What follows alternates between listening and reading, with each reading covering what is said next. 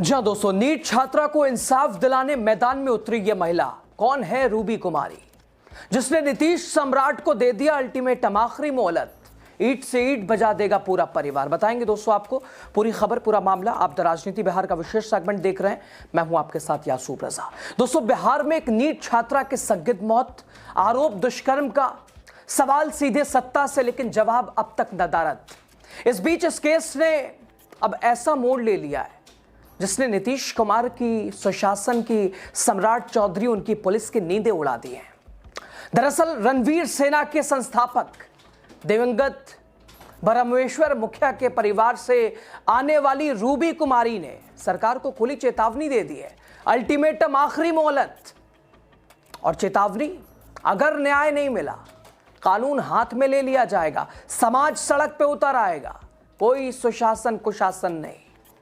दोस्तों, ये कोई आम मामला नहीं है, ये बिहार की उस बेटी की कहानी है जो नीट की तैयारी कर रही थी, सपने बड़े थे, लेकिन अब सवाल उसकी मौत पर है। संदिग्ध हालत, दुष्कर्म के आरोप, पुलिस की लीपापोती और जांच की रफ्तार सवालों में एसआईटी परिवार को ही प्रताड़ित करती नजर आ रही है। बिहार पुलिस केस को घुमाती नजर आ रही है। मामला जहानाबाद का है, बेटी पटना में पढ़ रही थी, तैयारी कर रही थी, डॉक्टर बनना चाहती थी, सारे सपने टूट गए। पीड़ित परिवार आज भी जवाबों का इंतजार कर रहा है, कोई ठोस कार्रवाई नहीं, ना ही कोई खुलासा। और इसी बीच इस केस में एक नाम जिसने सियासी भूचाल मचा दिया, रूबी कुमारी। कौन है रूबी कुमारी? दोस्तों, दरअसल रणवीर सेना के संस्थापक दिवंगत ब्रह्मेश्वर मुखिया की सबसे छोटी बहू। दोस्तों, एक ऐसा नाम जो सिर्फ राजनीति में नहीं बल्कि सामाजिक संरचना में भी गहरा प्रभाव रखती है। जहानाबाद पहुंचकर रूबी कुमारी ने सीधे पीड़ित परिवारों से मुलाकात की और इसके बाद जो कहा, उसने नीतीश कुमार, उनकी सरकार के लिए खतरे की घंटी बजा दी। उन्होंने बिहार सरकार और पुलिस प्रशासन पर मामले को दबाने, दोषियों को बचाने गंभीर आरोप लगाए। रूबी कुमारी ने साफ कहा, 26 जनवरी तक अगर न्याय नहीं मिला, हमारा समाज खुद फैसला करेगा, हम फैसला करेंगे, समाज फैसला करेगा, कानून हाथ में लिया जाएगा। यह सिर्फ बयान नहीं था दोस्तों, ये एक खुला अल्टीमेटम, चेतावनी, एक आईना। रूबी कुमारी ने गणतंत्र दिवस तक वक्त दिया है पुलिस को, प्रशासन को, नीतीश कुमार को, सम्राट चौधरी को, सीधे सीधे नीतीश सरकार को। साफ कहा कि सरकार बनाने में 2025 के विधानसभा चुनाव में हमारा बहुत बड़ा रोल रहा है और आज हम हिसाब भी लेंगे। बनाना जानते हैं तो गिराना भी जानते हैं। उन्होंने साफ कहा, अगर इस जघन्य हत्याकांड का पर्दाफाश नहीं हुआ, दोषियों को सजा नहीं मिली, तो समाज खुद कानून हाथ में लेने को मजबूर होगा। समाज, पूरे समाज साथ हैं इनका। न्याय होगा, न्याय ऐसा होगा, फिर से वही राज आएगा जो हम लोग का राज चल रहा था, वही राज फिर से आने वाला है, क्योंकि ये बीजेपी का तांडव नहीं चलने वाला है। समझ गए ना? अभी तक कहाँ है सरकार? 10 दिन तो हो गया ना, 26 तक बोले हैं, 26 तक हम लोग देख रहे हैं, वेट कर रहे हैं, उसके बाद तो फिर से वही होना है। दोस्तों, रूबी कुमारी का सबसे तीखा हमला बिहार के उप मुख्यमंत्री सम्राट चौधरी विजय कुमार सिन्हा पर रहा। उन्होंने सवाल किया, क्या अपराधियों के लिए चलने वाले बुलडोजर का तेल खत्म हो गया है क्या? दूं क्या मैं तेल? और एक भावुक लेकिन तीखा सवाल, अगर यही घटना सम्राट चौधरी, विजय सिन्हा की बेटी के साथ होता तो क्या सरकार, कानून, पुलिस प्रशासन ऐसे ही खामोशी से काम करता, लीपापोती करता? सिर्फ यही नहीं दोस्तों, रूबी कुमारी ने केंद्रीय मंत्री ललन सिंह, उप मुख्यमंत्री विजय सिन्हा की चुप्पी पर भी सवाल उठाया। कहा, हमारे समाज ने भाजपा और एनडीए को सत्ता तक पहुंचाया है। उन्होंने कहा कि जब समाज की बेटी के साथ इतनी बड़ी दरिंदगी हुई तो ये नेता कहां हैं, कहां सो रहे हैं, किस मुगालते में जी रहे हैं? रूबी कुमारी ने प्रधानमंत्री नरेंद्र मोदी का भी जिक्र किया। कहा, जब प्रधानमंत्री नरेंद्र मोदी की माता के खिलाफ अपशब्द कहे गए थे, पूरा बिहार बंद करा दिया गया था। कहां है वो महानुभाव आजकल? मासूम बेटी की जान चली गई, कोई सड़क पर उतरने को तैयार नहीं है। सबसे चौंकाने वाली चेतावनी हॉस्टल को लेकर आई। रूबी कुमारी ने कहा, अगर प्रशासन कार्रवाई नहीं करेगा, खुद बुलडोजर लेके उस हॉस्टल तक पहुंच जाएंगी और जहां अन्याय हुआ था। यानी अब मामला सिर्फ दोस्तों एक छात्रा की मौत तक सीमित नहीं रहा, ये बन चुका है सत्ता बनाम समाज के टकराव।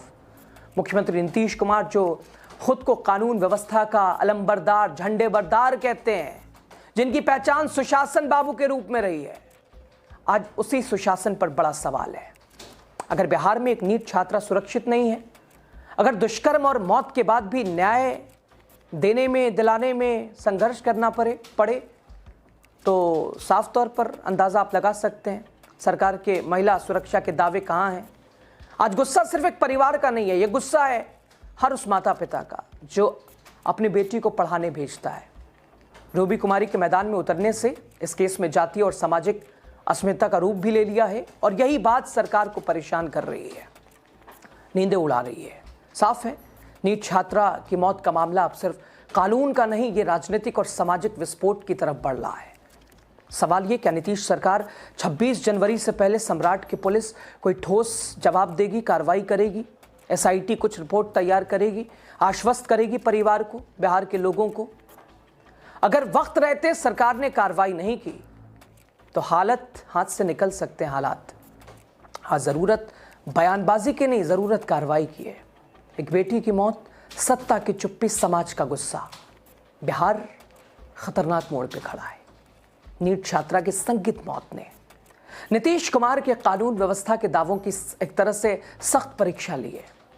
देखने वाली बात, सरकार न्याय देगी या फिर 26 जनवरी के बाद हालात और विस्फोटक होंगे, देखना दिलचस्प होगा। लेकिन ये लड़ाई अब समाज के हाथों में चली गई है, क्योंकि न परिवार को सम्राट की पुलिस पर भरोसा रहा, नीतीश सरकार और सुशासन पर, तो जाहिर सी बात है विपक्ष तो लगातार हल्ला बोल कर ही रहा है। सामाजिक संस्था, सामाजिक कार्यों से जुड़े लोग भी अब सड़कों पे हैं, उस हॉस्टल के बाहर बैठे हैं, बुलडोजर में तेल डालने को इंतज़ार कर रहे हैं, नोटिस का इंतज़ार कर रहे हैं।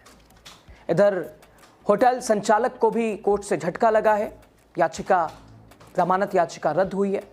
मिला जुला कर इंतजार SIT रिपोर्ट, पुलिस या कार्रवाई पर टिका हुआ है। राय आपकी बताइएगा। और फिर से हमने एक और बेटी को खो दिया। बिहार के जहानाबाद से नीट की तैयारी करने के लिए पटना में हमारी एक बेटी जो हॉस्टल में रह रही थी, नशे की हालात में आत्महत्या का रूप देने की कोशिश की, जबकि हुआ था गैंगरेप और हत्या। जानिए ये तथ्य। मेरा सरकार से, बिहार सरकार से और पुलिस प्रशासन से सवाल है कि क्यों उसको आत्महत्या बता दिया गया, जबकि अभी तक पोस्टमार्टम की रिपोर्ट नहीं आई थी। परिवारजनों ने जब दुष्कर्म का संदेह जताया और बलात्कार और हत्या का संदेह जताया तो पुलिस कर्मियों ने उसकी जांच क्यों नहीं की? बेहोश होने के बाद छात्रा को PMCS, पटना मेडिकल कॉलेज या अन्य किसी बड़े अस्पताल में भर्ती क्यों नहीं कराया गया? पटना के राजेंद्र नगर में इलाज के दौरान छात्रा के परिवार को और परिजनों को उससे मिलने क्यों नहीं दिया गया? और सबसे जरूरी सवाल, पुलिस ने छात्रा के जख्मों और चोटों को अफगाह क्यों बताया? और PMCH के मेडिकल बोर्ड के इस आरोप से बेटी का बलात्कार हुआ और हत्या हुई को लेकर पटना पुलिस आशंकित क्यों है? और हॉस्टल में सब कुछ सामान्य था तो अब संदेह और सबूत मिटाने के मामले में गिरफ्तारी क्यों हो रही है?